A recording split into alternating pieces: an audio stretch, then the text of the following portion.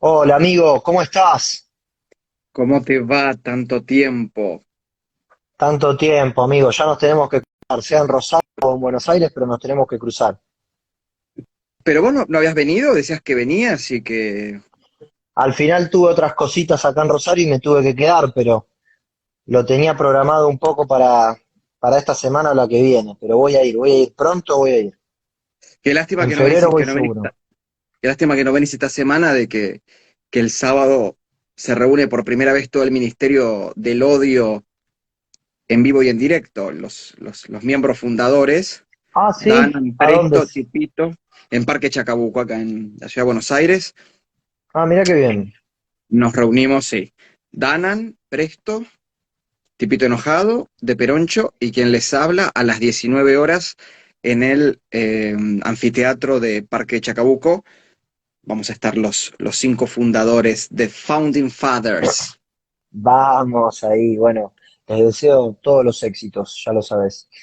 Che, Álvaro, querido, a ver, vos sabés que cuando puse ahí que teníamos este encuentro hoy, te pregunté a algunas personas si querían que hablemos de algunos temas. Uno de los temas que me parecería que está bueno para empezar es las elecciones de este año, de medio término, las 20 elecciones 2021. ¿Qué te parece? ¿Cómo ves la cosa? Preguntarte también un poco cómo ves a los partidos liberales. Yo tengo mi opinión, que después te la voy a dar y vamos a ir charlando y formando sobre eso. Bueno, es amplio. A ver, ¿cómo veo la situación? Yo preocupado en el sentido de que la situación electoral no está disociada de la realidad política, económica y hasta te diría humanitaria de este país. El que cree eso ya parte, digamos, de un diagnóstico errado que le va a hacer diseñar y planificar una estrategia aún más cerrada electoral y programática. Eh, Amén de eso, también veo mucha subestimación a las posibilidades de que el kirchnerismo vuelva a ganar. Todo el mundo lo da por perdido el kirchnerismo, digo, por derrotado. Sí, Y me parece que no están así. Hay muchas posibilidades de que los oficialismos provinciales vuelvan a ganar, incluido el oficialismo en la provincia de Buenos Aires. Ahora, ¿esto es producto de qué es? Hay múltiples factores, pero lo pero que yo perdóname, le planteo, sí, sí, discúlpame, pero ¿te parece que la principal fortaleza del oficialismo es la oposición? por un lado, y por el otro, a los millones de argentinos que tiene agarrados del sistema asistencialista, clientelar,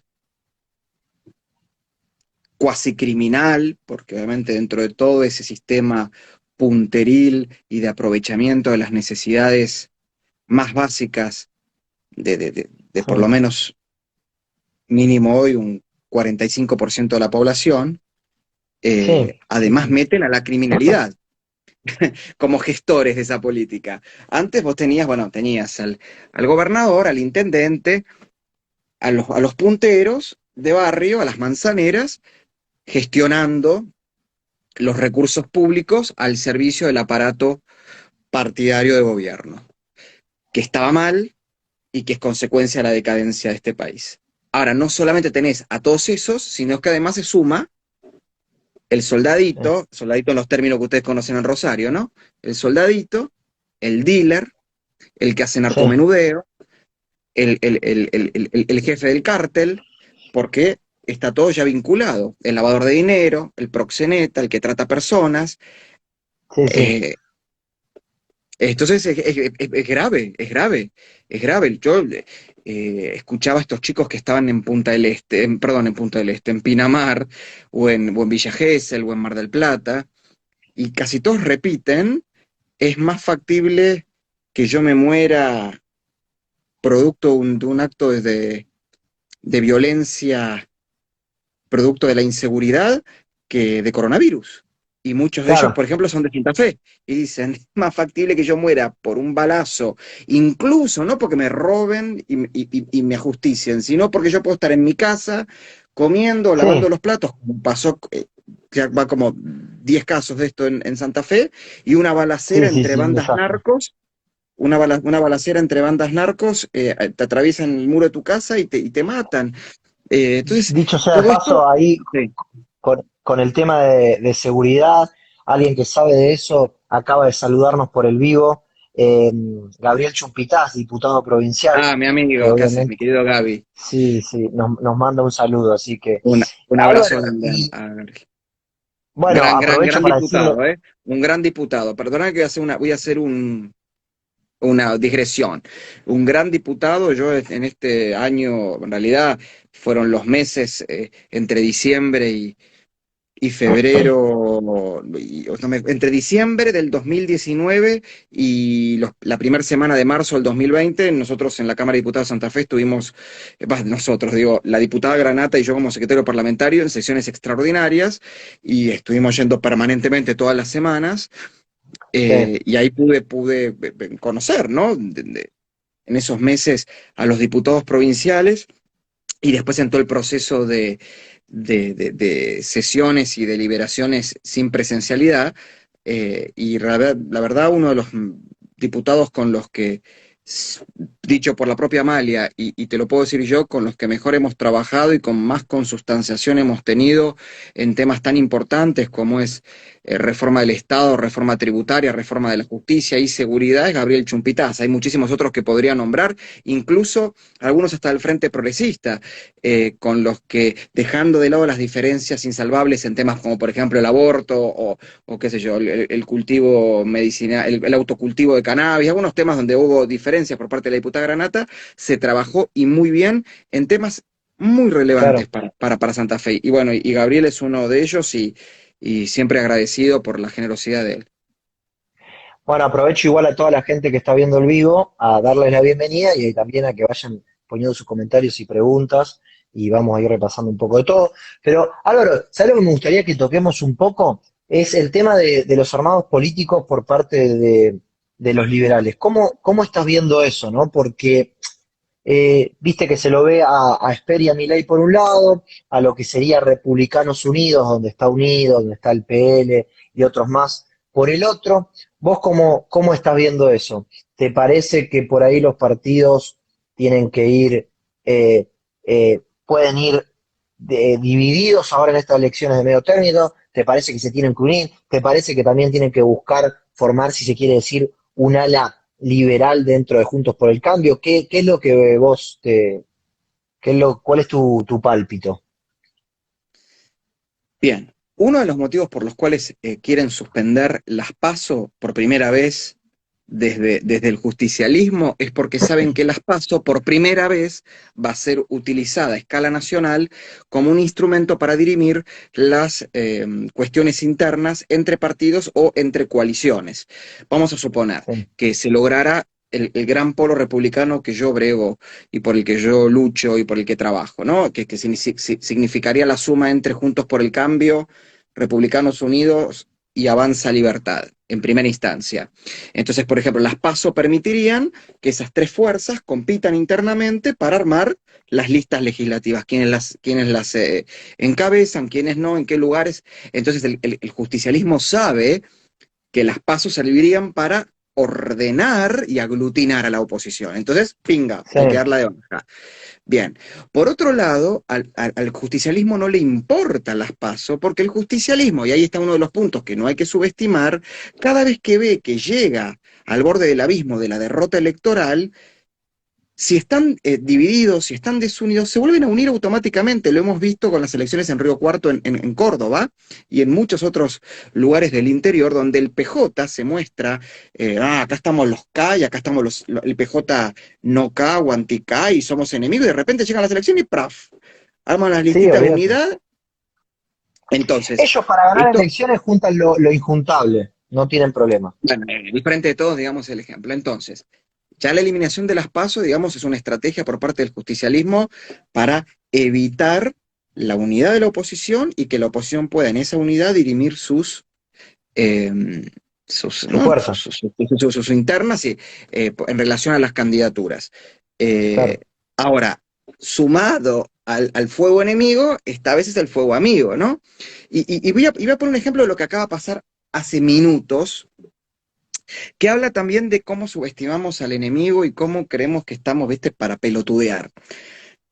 A través de una fuente periodística muy importante, me llega hace un par de horas cómo un famoso operador político kirchnerista en redes sociales, que además se dice que está vinculado a algunos servicios de inteligencia, estaba armando una operación que ya además salió contra el diputado Fernando Iglesias. Entonces me mandaron no un print de pantalla, me mandaron un video donde en varios grupos de WhatsApp de estos seres, eh, él iba mandando las indicaciones de cómo tenían que armar los tweets, qué palabras utilizar, cómo utilizarlos, qué hashtags, todo. Después me mandan Claro, un seguimiento de cómo fue el fogoneo y después me demuestran materialmente cómo instalaron el hashtag, ¿no? Contra Fernando Iglesias. O sea, una cosa deleznable, repudiable, que no tiene absolutamente, reñido totalmente con la democracia, todo. Entonces, ¿yo qué hago? Expongo la prueba material sin exponer la fuente, por supuesto, muestro, miren muchachos, así se hacen las operaciones, los servicios, puse, los servicios digitales claro. del kirchnerismo, lo pongo, o sea, estoy mostrando la prueba, y me solidarizo con el diputado Iglesias, como me solidarizaría con cualquier ciudadano que sufriría un ataque así. ¿Sabes lo que pasó? Sí, a Eh, ver, Bueno, mucha gente me acompañó y muchísimos liberales dijeron, te putearon. que se joda, se lo merece. O sea, Pero, y sí, retuiteaban, perdón, y retuiteaban el hashtag. Entonces, lo que yo me pregunto, y la verdad, no sé, tengo que pensar que es parte de la ingenuidad, ¿estos no creen que arrancan por iglesias y después terminan con ello? ¿Qué quiero decir? bueno, Sí, no, déjame hacerte ahí un punto que para mí es fundamental. O sea, el liberalismo o muchos liberales van a tener que abandonar ese purismo si es que tienen realmente intenciones de que Argentina, de que en realidad que la oposición pueda vencer al frente de todos. O sea, para mí, si vos me preguntás a mí cuál es el principal objetivo, vencer al frente de todos. Para mí hay totalmente. que ganar. Yo coincido con tu visión de un polo republicano, yo es la misma que, tengo la misma que vos. Mirá que hay gente que no la comparte, pero yo pienso exactamente eso, que se tienen que unir. Pero para mí, el primer objetivo es ganar al frente de todos. Después se puede dar, si se quiere decir, discusiones internas entre justamente Juntos por el Cambio, los distintos grupos de liberales y todos, pero creo que está muy mal por parte de muchos pensar de que porque una persona que se considera liberal va y empieza a dialogar o a tener encuentros con gente de Juntos por el Cambio, eso lo hace un zurdo, eso lo hace un amarillo y todas esas cuestiones. Me parece que están dejando de lado los objetivos mayores, que es, por ejemplo, proteger la República. O sea, acá estamos hablando de tipos que pertenecen al frente de todos que están en contra de los derechos de propiedad. ¿Me entendés? Y cosas tan elementales como esa. O tenés que, si no recuerdo mal, a Vallejos, a Fernanda Vallejos, diciendo que exportar alimentos es una maldición, ¿no? Entonces, o tenemos a Trota, al ministro de Educación Trota, que agarra y que dice que decir que la educación es esencial es falaz. O sea, fíjate de lo que estamos hablando, ¿no? Me parece que está bien clara la división que hay. Después, uno ¿Sabrá lo en que su debate significa interno, algo falaz? La pregunta es, ¿sabrá el ministro de Educación lo que significa la palabra falaz? Porque ese tipo, entre que no sabe diferenciar una fracción de un decimal y imagínate, para mí no debe saber ni lo que significa falaz, un tipo un burro, pero es un burro. Ahora, esto es importante, lo que vos planteás, pero lo que te estoy planteando yo es aún más grave. ¿En qué sentido? Por ejemplo, cuando meten preso arbitrariamente a Presto, cuando lo meten preso de forma arbitraria y armada, sí, porque le arman una situación de resistencia a la autoridad que no fue tal para detenerlo y lo meten en un penal, no en una comisaría, en un penal con presos condenados, el apoderado de Republicanos Unidos, un abogado penalista muy famoso por leer el boletín oficial, se dedicó en una lista enorme de tweets a justificar la detención. ¿Por qué? Porque ese señor le tiene fobia a Presto como me la tiene a mí y se dedica sistemáticamente no a calumniarme e injuriarme porque sabe muy bien que yo lo judicializaría, pero se dedica permanentemente a bajarme el precio, a rebajarme, ¿cómo se llama?, a ridiculizarme, a destratarme, y es el apoderado electoral nacional de Republicanos Unidos. Yo lo veo a él atacando más a gente como Presto, como Danan, como yo, que a los kirchneristas. Eso te pongo un ejemplo. Te pongo ahora lo que le está pasando a Fernando Iglesias. Con todo lo que se le puede criticar a Fernando Iglesias, tanto por lo que piensa, por cómo obra, actúa o milita. Se le puede Sí, criticar sí, 800 sí. millones de cosas, pero lo que no puede haber dudas y donde todos nos tenemos que encolumnar es en la defensa del derecho inalienable de cualquier ciudadano o de un diputado de la oposición o de un empresario a expresarse libremente y sin miedo a la coacción, como le pasó a Presto. Y sin embargo, los primeros que se montan en esto para celebrar por purismo ideológico, por dogmatismo de todo tipo, o hasta incluso por inmadurez, porque acá hay mucho adolescente dirigiendo las estrategias de algunos dirigentes políticos del sector liberal, eh, a mí realmente me preocupa muchísimo, me preocupa muchísimo, Sí, me preocupa obvio. muchísimo. Y la doble vara, ¿no? Porque, por ejemplo, qué sé yo, doble vara total. Gente, no voy a decir de qué partido, pero gente de cierto partido la trata habla mal del pasado peronista de Pichetto o supuestamente montonero de Patricia Bullrich, y en ese partido liberal, en las elecciones del 2019 tenían un señor llamado Díaz Córdoba, que había sido la cámpora, manejando la campaña del candidato presidencial, Sí. y había tenido gente. Entonces, chicos, cuidado, porque el enemigo se nos caga de risa, porque nos mira y dicen, qué Claro. pelotudo estos tipos, qué pelotudo Bueno, estos bueno, es que tipos. sí, sí, sí. Yo coincido con eso. Y además tienen mucha doble vara en varios temas que por ahí se manifiestan más en las redes sociales, por ahí cuando los ves personalmente no pasa tanto. Pero yo te doy nada más un ejemplo por eso creo que hay que ser más prácticos, ¿no? ¿Vos te acordás que buena parte del sector liberal a Macri lo acusaba de zurdo, de tibio? Yo lo primero que le Comunista, aclaraba es, comunista, yo llegué a leer de bueno, por eso, comunista, fíjate, llegué a leer. comunista, o sea, fíjate la locura. Y además decían, no, Macri es tibio. Te decían Macri es comunista y después te decían Macri es tibio. No, pero pará, ¿cuál de las dos es? Porque un comunista no es tibio. O sea, tenés que elegir una de las dos. Primer punto. Socialdemócrata, te Pero, decían, socialdemócrata.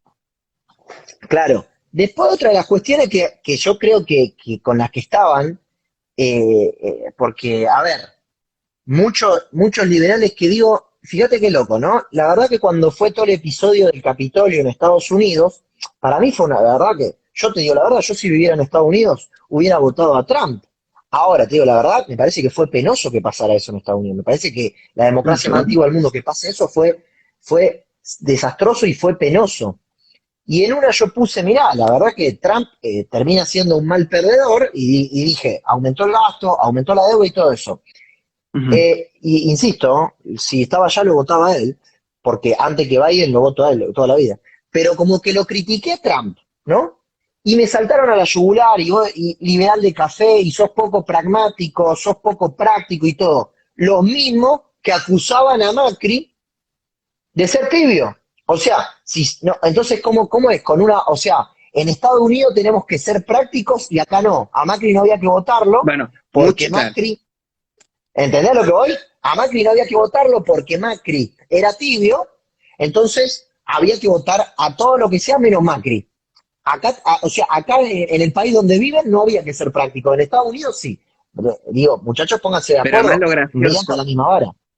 esta misma gente también defiende mucho a Bolsonaro, y si acá hubo un tipo que defendió y militó y milita las gestiones de Trump y Bolsonaro, soy yo, eh, se olvidan de que Trump y Bolsonaro públicamente apoyaron y bregaron por la reelección de Macri. Públicamente, pero Claro, además las exactamente. cosas militaron. Entonces, ¿cómo? ¿Por qué no le van a decir, entonces qué le dicen? Trump? Y por otro lado, y esto también es interesante hablarlo, no sos pragmático, no sé qué. ¿Cómo logra Bolsonaro aplicar muchas de las reformas pro mercado revolucionarias que está aplicando? Algunas las desaceleró, pero ¿cómo las logró? ¿De la nada? No, Bolsonaro ha tenido que hacer un acuerdo con 10 partidos, todos del sistema tradicional político brasilero, que van del centro a la derecha y algunos son socialdemócratas, para conseguir los votos en el Congreso para sacar las leyes, porque Bolsonaro ni partido tiene. Entonces, ¿qué quiere decir? ¿Que Bolsonaro es mago y hace? No, Bolsonaro tiene 25 años de funcionario público, aunque de Bueno, militar, claro.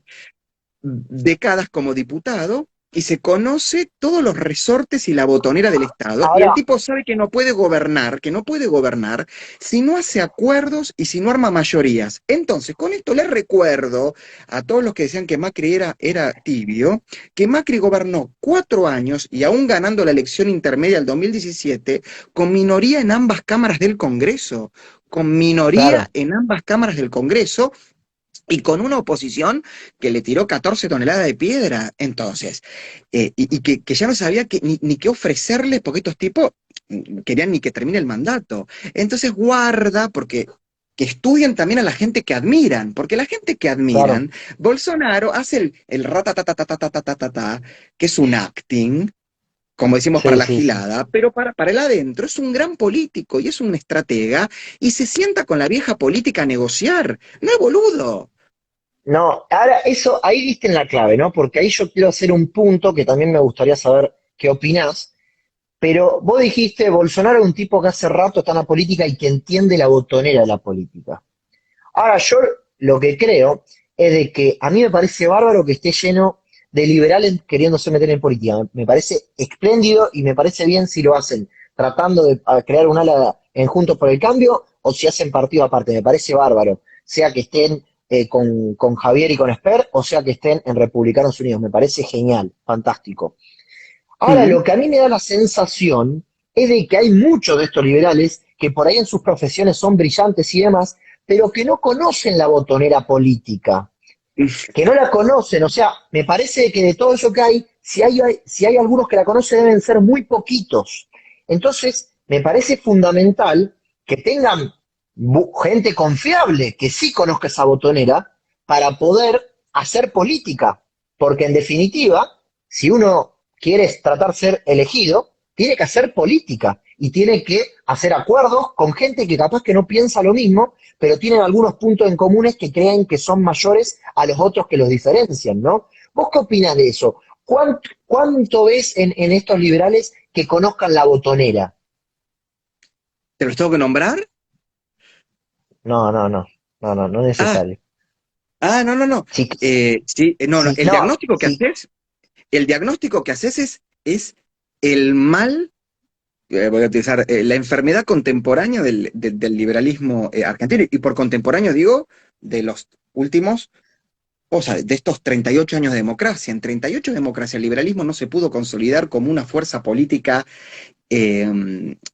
una fuerza política, con un proyecto, con una identidad ideológica, un proyecto de gobierno y de poder estable y permanente, o sea, que no sea un fenómeno de algunas elecciones, producto de que está lleno de mucho cacique, poco indio y además de mucha gente que está piola, que se sume, pero que también el mismo criterio de jerarquías y de mérito y de derecho de piso que aplican en sus empresas y en sus fundaciones, que lo apliquen en los partidos, porque